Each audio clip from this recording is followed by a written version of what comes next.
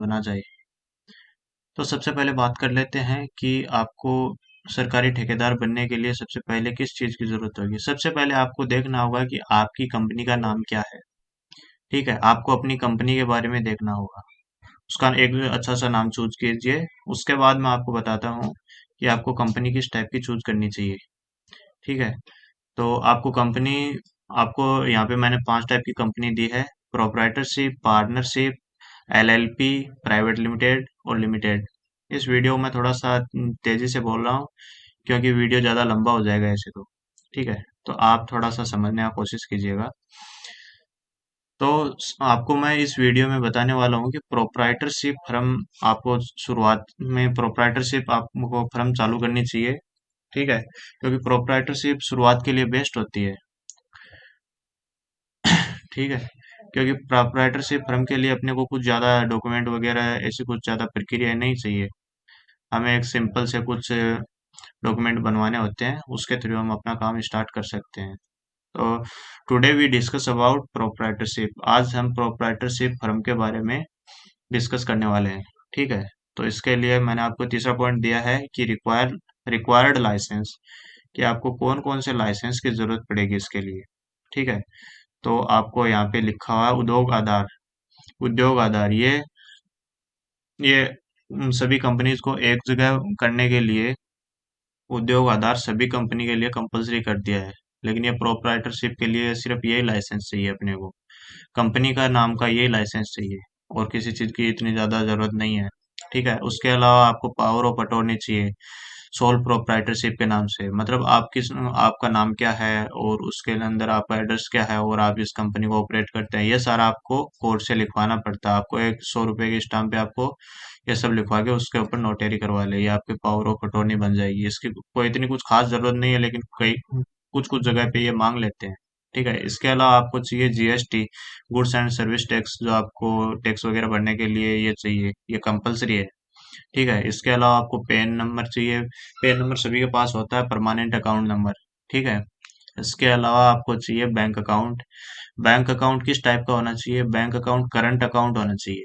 आपका bank account current account होना चाहिए, जो आप किसी बैंक में जाएंगे तो आपको बैंक वाला बता देगा कि कैसे कैसे आपको क्या क्या आपको चीजें फॉलो करनी है, उसके बाद आपका करंट अकाउंट ओपन हो जाएगा। आपको बिजनेस करने के लिए मैं आपको फिर से बता दूं कि आपको करंट अकाउंट की ही जरूरत होती है, और ये आपको गवर्नमेंट कॉन्ट्रैक्टर बन रहे हैं तो आपको ये कंपलसरी है, करंट अकाउंट की आपको जरूरत होगी। उसके अलावा आपको पीएफ यानी प्रोविडेंट फंड, ये क्या है? ये अपने कर्मचारियों के लिए एक गवर्नमेंट एक सुविधा देती है कि 4% 3%, 4% ऐसा कुछ होता है, उतना अपने कर्मचारियों की सैलरी से काट के उनको बाद में देना होता है।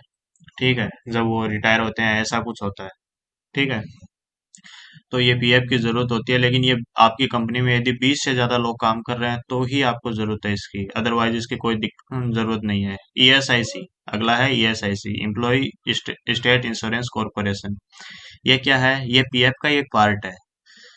इसमें क्या है कि इम्प्लॉयज का इंश्योरेंस होता है, यदि कुछ इम्प्लॉयज को कुछ हो गया, ऐसा कुछ हो गया ना, तो आपको कुछ पैसे देने पड़ेंगे उसको। ठीक है, लेकिन वो पैसे आप पहले काट सकते हैं, उनका 1% 2% ऐसा कुछ काट सकते हैं। ठीक है, ये ईएसआईसी का सर्टिफिकेट होता है। ये पीएफ यदि जरूरत है तो ही आप ईएसआईसी बनवाए, वरना कोई जरूरत नहीं है। ठीक है, इसके अलावा फसई लाइसेंस, फूड कैटेगरी ओनली, मतलब ये ओनली फूड कैटेगरी के लिए ही अप्लीकेबल होता है। यदि आप फूड कैटेगरी में यदि कोई कॉन्ट्रैक्ट लेना चाहते हैं तो आप फसई लाइसेंस बनवाए, अन्यथा कोई इसकी कोई इतनी कुछ खास जरूरत नहीं है। ठीक है, इसके अलावा मैं आपको बता दूं डीएससी, डिजिटल सिग्नेचर सर्टिफिकेट। ठीक है, तो डिजिटल सिग्नेचर सर्टिफिकेट क्या होता है? ये आपको, जैसे आप सिग्नेचर किसी पेपर पे सिग्नेचर करते हैं तो वो फिजिकली हो गया, लेकिन आप यदि अपने कंप्यूटर से यदि सिग्नेचर करेंगे तो आप वहां पे कैसे लिखेंगे? तो वहां पे आपको एक डिजिटल सिग्नेचर एक पेन कार्ड के अंदर डाल के दे दिया जाता है। ठीक है, आप उसके थ्रू आप डिजिटल सिग्नेचर कर सकते हैं। आपको मिल जाएगा, 1100 रुपये का आता है। उसके अलावा पुलिस वेरिफिकेशन बनाया जाता है, जो आप बना सकते हैं, अदरवाइज आप अपने हिसाब से, मतलब उसके अंदर क्या है कि कभी कभार मांग लेता है पुलिस वेरिफिकेशन, उस कंडीशन में आपको बनवाना होता है, अदरवाइज कोई जरूरत नहीं है। ठीक है, उसके अलावा कंपनी लेटर आईडी है, कंपलसरी है, आपको बनवाना पड़ेगा। क्योंकि इसके ऊपर यदि कुछ कई बार क्या है कि डॉक्यूमेंट वगैरह लिख के उनको सील वगैरह लगा के देना पड़ता है। ठीक है। उसके अलावा कंपनी का लोगो, आप एक लोगो तैयार कीजिए। ठीक है, आप खुद बना सकते हैं, किसी से बनवा सकते हैं, वो तैयार कीजिए क्योंकि वो लेटर हेड पे लगेगा। ठीक है। इसके अलावा सील, सील या ये मुहर बोल सकते हैं हम इसको। ठीक है, वो कंपनी के नाम की मुहर बनवानी पड़ेगी आपको, एक प्रोप्राइटरशिप के नाम की बनवानी पड़ेगी और एक कंपनी के नाम की बनवानी पड़ेगी। ठीक है। प्रोप्राइटर, एक प्रोप्राइटर की अलग मोहर होती है और एक कंपनी की अलग मोहर होती है, वो आपको बना देगा। आप यदि किसी दुकान पे जाएंगे तो वो आपको बना देगा। ठीक है। इसके अलावा एड्रेस प्रूफ, एड्रेस प्रूफ पे आपको मेल, कोई डाक वगैरह आपके घर पे जाएगी। आपको जब एलओए वगैरह प्लेस होंगे तो आपके घर पे कुछ डाक वगैरह जाएगी, उसके लिए आपको एड्रेस प्रूफ की जरूरत होती है। ठीक है।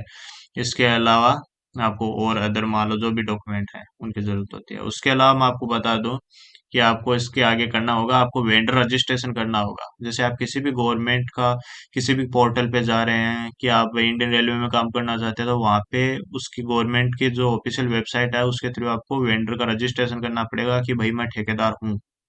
ठीक है।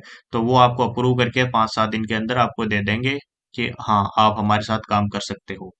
ठीक है। उसके लिए आपको एक आईडी मिल जाएगी, उसके थ्रू आप काम कर सकते हो। उसके आगे मैं बताता हूँ कि आप कौन कौन से डिपार्टमेंट में अपना रजिस्ट्रेशन करवा सकते हो, वेंडर रजिस्ट्रेशन। पीडब्ल्यूडी में करवा सकते हो, पब्लिक वर्क डिपार्टमेंट होता है। इसके अलावा आप इंडियन रेलवेज में करवा सकते हो, यह बहुत बड़ा डिपार्टमेंट है। इसकी ऑफिशियल वेबसाइट IREPS नाम से आप यदि गूगल पे सर्च करोगे तो आपको दिखाई दे जाएगी। इसके अलावा आपको, आप अगला है GeM, government e market place. इसके अंदर गवर्नमेंट की जो भी छोटी मोटी चीजें होती है, कुर्सी टेबल वगैरह स्टेशनरी वगैरह है, वो सारी ये जेम में आती है। ठीक है। तो आप जेम पे अपना रजिस्ट्रेशन करवा सकते हो। आपको शुरुआत शुरुआत में आपको जेम ही सबसे बेस्ट रहेगा, इस पे आप जरूर जरूर अपना रजिस्ट्रेशन करवाएं। ठीक है। इसके अलावा आप म्यूनसिपलिटी या पीडब्ल्यूडी वाले, उसी के अंदर आता है। इसके अलावा IOCL, Indian oil corporation, HPCL, Hindustan petroleum, ONGC, oil and natural gas corporation, BPCL, Bharat petroleum, GAIL, ECL, engineers India limited, Bhabha परमाणु अनुसंधान वाले होते हैं वो, इसरो। ठीक है। इसरो अपना अंतरिक्ष का है। इसके अंदर मतलब आप अपना रजिस्ट्रेशन करवा सकते हो। और भी बहुत सारी कंपनीज होती हैं, बहुत सारी कंपनी है इंडिया के अंदर, जिसके अंदर बहुत सारे टेंडर निकलते हैं रोजाना। आप उनके अंदर अपना वेंडर रजिस्ट्रेशन करवा सकते हैं।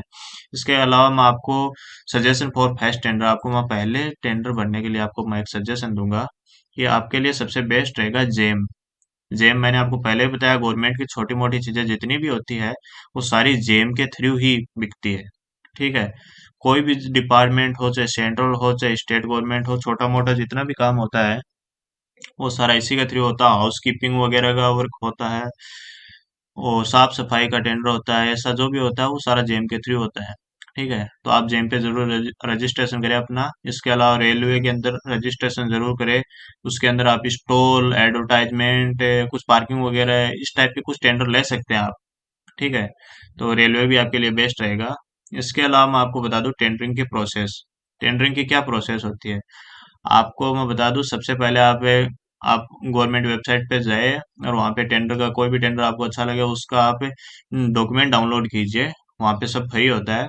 ठीक है। वहाँ से डॉक्यूमेंट डाउनलोड कीजिए। इसके अलावा इसके बाद में आप उसके अंदर आपको एक जिप फाइल मिलेगी, उसको आपको कंप्रेस करके फिर इसका एनआईटी का पोर्शन पढ़ने का आपको। ठीक है। उसके बाद में उसके अंदर EMD अमाउंट और security deposit, terms and conditions वगैरह वो सारी कुछ उसके अंदर आती है। ठीक है। तो आपको सब कुछ देख लेना है, उसके बाद टेंडर को फिल कर देना है, फिल टेंडर उसको भर देना है। उसके बाद आपको टेक्निकल बिड, आपको उससे कुछ डॉक्यूमेंट लिए जाएंगे, वो सारे देने हैं। उसके बाद फाइनेंशियल बिड, उसके बाद आपको पूछेगा कि आप कितने रुपए में लेना चाहते हो, तो जो सबसे कम कोट करेगा उसको देगा। और उसके बाद होता है प्राइज बिड ओपनिंग। उसके बाद बता देता है कि किस आदमी के छूटा है ये ठेका, ये किसके, ये टेंडर किसके छूटा है। ठीक है। तो उसके बारे में बता देगा। उसके बाद एलओए होता है, लेटर ऑफ एक्सेप्टेंस होता है। तो लेटर ऑफ एक्सेप्टेंस वो बंदे को उसके एड्रेस पे पहुंचा देगा। जैसे मैंने पहले ऊपर बताया कि एड्रेस चाहिए होगा तो उस एड्रेस पे मेल कर देगा। और फिर आप बोलेंगे कि चलो मेरे को ये एक्सेप्ट है, मैं और ये काम करने के लिए तैयार हूँ। ठीक है। उसके बाद आपको AOC मिल जाएगा, यानी आपको लाइसेंस मिल जाएगा काम करने का। ठीक है।